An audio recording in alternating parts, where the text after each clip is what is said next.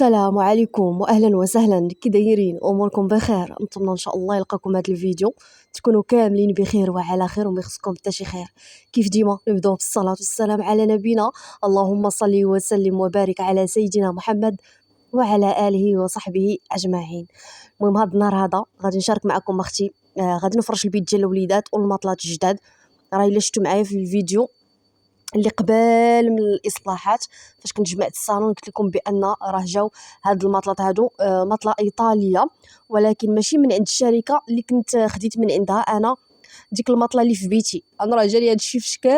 المهم راني جايه لكم من الهضره، لان ديك الشركه اللي كنت خديت من عندهم المطله اللي في بيتي ما بقاتش عندي وما عقلتش على سميتهم. فهمتونا البنات؟ هذه شركه واحده اخرى، هما كاينين شركات بزاف، وهنايا انا يلا غادي نحلهم باش نكتشف حتى انايا ايوا هادشي اللي كاين البنات. المهم هنا راني جففت البيت، نقيتها، فرشت الموكيت، مسحت دوك الشراجم، ما صورتش لكم شحال من حاجه. صافي هنايا راه كنحيد ليها البلاستيك باش هكا نقطع ليها داك البلاستيك نحيدو باش تنفخ. هي في العاده خصك تخليها 24 ساعه باش تنفخ.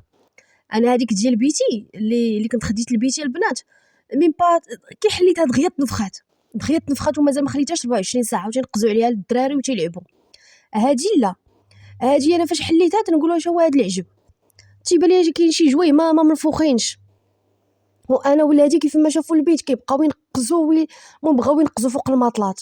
ايوا انا خليتهم الصراحه، ما خليتهمش 24 ساعه زعما يبقاو حتى يتنفخوا على خاطرهم. كيف ما فرشتهم كيف ما قديتهم بدا امرا تيبقى ينقز. المهم بداك الحر تيبقى ينقز وينقز، صافي خليته على خاطرو.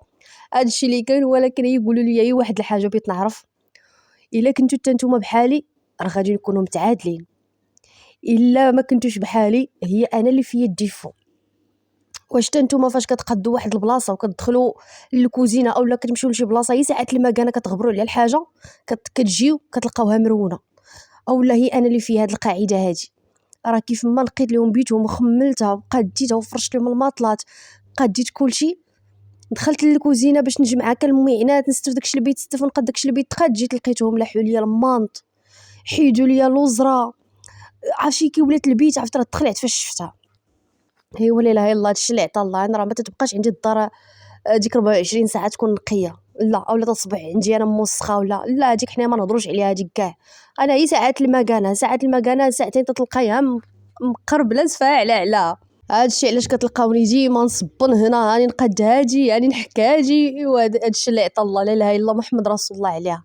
ايوا المهم هنايا البنات كيف ما شفتوا معايا صافي راه حليت الاولى، صافي خليتها تما باش هكا زعما تنفخ. انا راه ما خليتهمش 24 ساعه، هو في العاده خصك تخليهم 24 ساعه تيتنفخوا ياك. صافي حليتها الثانيه هذه غادي نقاد ليها لي زار. بالنسبه للثمن، الثمن الوحده 26 الف ريال، لان في الاول كانت السيده قالت لينا 21 الف ريال ياك. ولكن انا كنت ديك الساعه قلت لراجلي قلت لي انا بيت ستوندار، يعني ستوندار البنات فهمتوني. السيده قالت لك 21 الف ريال. من بعد انا قلت زعما مزيان، قلت لها والتالي قلت بلاتي نسولها شحال زعما شحال في الطول، واش فهمتوني؟ يعني راه ستوندار ما طلعت بيتهم ستوندار، ولكن خصني نعرف شحال في الطول قالت لي 25 سنتيم. قلت لها لا، يعني انت كتختاري على حسب الطول. قالت لي الا بيتي، قلت لها انا بيت 30 سنتيم، الا كان على ما اظن 30 سنتيم الا كان عقلين في عينيا البنات. قالت لي 30 سنتيم كضرب يعني ب 26 الف ريال، ولكن الا بغيتي تاخدي وحده ب 26 الف ريال بتاخدي جوج كيتحسب ليك ب 25 الف ريال. فهمتونا البنات؟ المهم انا هادشي اللي كان راني قلتو لكم، يعني على حسب هكا على حسب هكا الطول. فهمتوني؟ هادشي اللي كاين اخواتاتي. وصافي المهم خديت انا عبر ستوندار في الطول يكون 30 سنتيم باش هكا. المهم ستوندار باش تجيني كيف ما دوك الماطلات اللي كانوا عندي، هي هادوك اللي كانوا عند البنات راه هي ديال الرسول، يعني هي ب 16000 ريال او 14000 ريال الوحده باش كنا خديناهم. وهادو راه ماركه ايطاليه. بالنسبه للاخوات اللي قالوا لي سعاد على وديت ديري بونج وديري بيت الكلاس وهذا فكرت فيها البنات، ولكن ما مسلكانيش الصراحه. تقال ما مسلكانيش لان علاش ديك الساعه فاش كنت درت ديك البونجه اللي كانت شاط ليا في الصالون درتها في هذا البيت هذا، وقلنا زعما ودرت هذيك الطابله اللي في الصالون قلنا زعما نبقاو ناكلوا فيها وكل شيء. ولكن الدراري بالنسبه لي بعدا ريان ما بغاش ليا، قال لي رجعي لينا بيتنا كيف ما كانت، وفاش كنبين نعسهم تنفرش لهم في الارض، ما كنلقى كل واحد في جهه. بعض المرات كنلقى رايا الناس اللي حدا الباب يعني على الضص ما مسلكانيش ديك القضيه، وما تيبغيوش يجلسوا لي كاع في هذا البيت، ما عجباتهمش ولاو تيجلسوا ليا في الصالون، يعني بحال هذا البيت هادي ما مستغلاهاش. يعني الصالون كيتكرفص واخا عندي هذا البيت هادي تناكلوا فيها، يعني كيتكرفص ولاو متبعين ليا ديك التلفازه اللي في الصالون صافي. ولا تيقول لي رجعي لينا ماما بيتنا كيف ما كانت. ايوا قلت وليداتي هما الاولين البنات، لان الوقيته ديال البرد المطلعه كينعسوا فوق المطلعه كتكون رطيبه وسخونه وهذا الشيء اللي كاين. وراه اللي جا عندك بطبيعه الحال راه بيقبل عليك. اما راه الحاجه باش تبقى ديما الحاجه تخليها الصالون هي للضيافه سميتو، راه الحاجه انا كنقول بالنسبه ليا انا كنهضر على راسي. كنقول انا الحاجه فرشتها اولا قاديتها نستغلها انا راسي، يعني درتها على وديت راسي باش نكون مرتاحه في داري وعلى وديت وليداتي. اما اللي بيجي عندك راه بيقبل عليك كيف ما انت.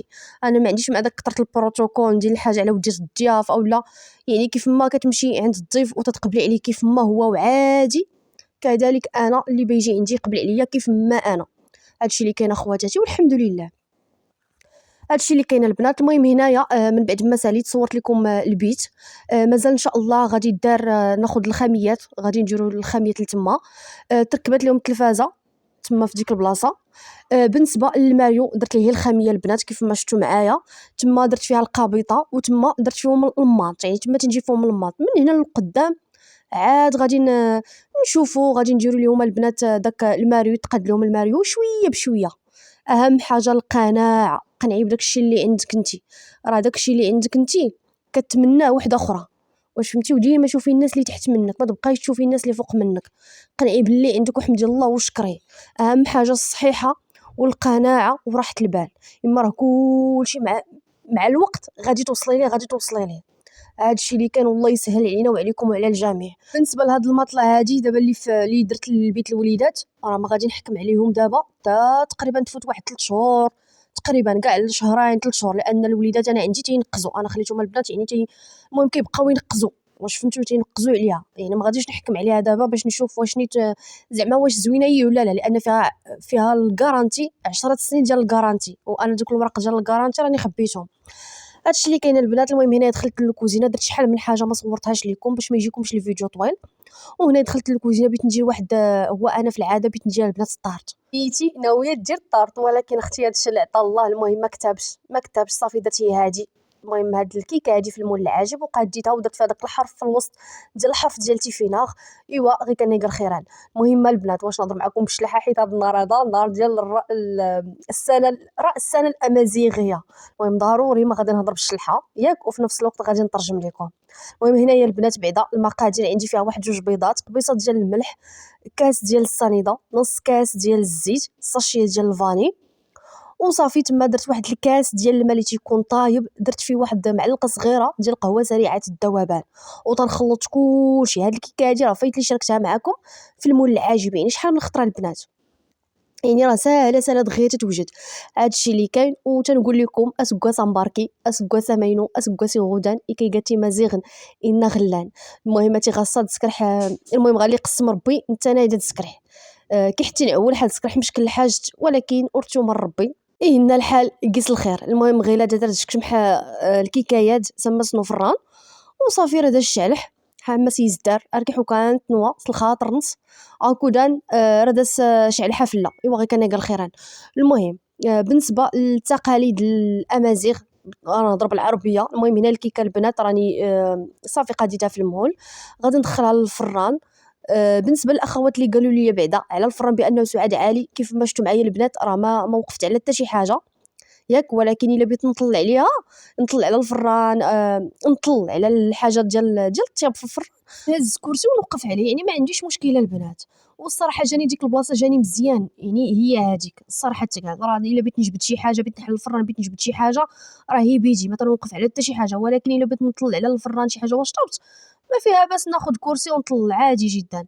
هادشي اللي كاين البنات. المهم اهم حاجه ان الكوزينه فوق البوطاجي خواليه، وديك البلاصه جاتني هي هذيك، لا مع الدخله لا مع الخرجه هي هذيك. المهم بالنسبه هنايا للكريمه راه كنت ظنيت واش كنصور الساعه التليفون تعكس ليا هذا النهار، شحال من حاجه ما صورهاش ليا بعض اللقطات هنايا ولكن شي باس ما كاين.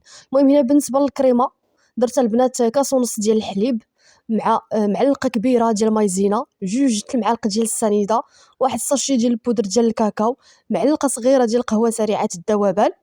صافي خلطت كلشي بالفوي ودرتو فوق البوطه، وتنبقى هكا البنات مع التحريك حتى تبدا الخليط اولا الكريمه تتعقد ليا. في التالي من بعد ما طفيت البوطه عاد زدت عليها واحد 7 شكيليطات. هادشي اللي كاين البنات. وصافي خويت الكريمه فوق هاد الكيك هذا، والتزيين تيبقى اختياري، انا داكشي اللي متوفر عندي هو باش زينت. بالنسبه للتقاليد ديال الامازيغ، شوفوا باش نكون معكم صريحه البنات، انا بالنسبه للتقاليد ديال الامازيغ انا عمرني ملي كنت صغيره تزوجت، عمرني ما احتفلت بالسنه الامازيغيه وما عارفه عليها حتى شي حاجه، والله العلي العظيم ما عارفه عليها حتى شي حاجه، مع انني انا شلحه يعني ماما سوسيه وبابا مراكشي ياك البنات. ولكن امتى بديت تنحتفل بالسنه الامازيغيه؟ تدخلت للعالم ديال اليوتيوب باش نكون معكم صريحه. واللي شجعني على الاحتفال بالسنه الامازيغيه هي واحد الاخت الله يذكرها بخير، الصديقه ديالي فاطمه، كانت عندها قناه السوسيه زكريا. كانوا ديك الساعه دايرين جروب هي ديال السوسيات، فيه جروب ديال السوسيات. وكنا البنات يعني فاش كانت ديك الساعه فاش كانت عندي قناه الاولى ماشي هادي قناه الاولى، وكانوا دايرين ديك الاحتفال بالسنه الامازيغيه وانا ما عارفاش.